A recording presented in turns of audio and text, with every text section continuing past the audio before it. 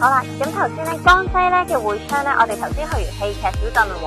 咁咧呢一度咧大概1個鐘頭車咧，我哋就會去到呢一個和軍小鎮入邊。呢一度咧有一個好大嘅研學咧，就係專門研究嘅馬術。呢一度咧係可以咧有宿舍啦，咁同埋咧有馬術學校啦，可以學習騎馬嘅，咁同埋係一間大學嚟嘅。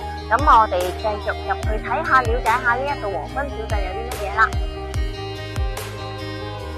呢度咧就係入邊嘅室內馬場啦。呢度係可以培訓練馬啦，或者咧我哋普通遊客嚟玩下都冇問題嘅。呢度全部都係有專業咁教我哋點樣騎馬嘅。你睇下呢度就好多專業嘅教練喺度嘅。你睇到幾多細路仔嚟學馬術？我好開心喎，啲細路仔，哇，仲有出邊喎，睇下先。你睇下出邊啲小朋友喺度玩緊啊！嗱，呢個就係馬術中心啦，係咪好想嚟玩呢？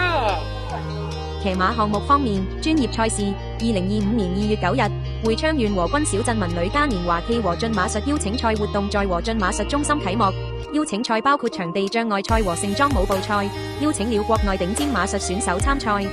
體驗活動，和駿馬術中心推出了多項免費或優惠的體驗活動，如馬術公益開放月、馬術團建等。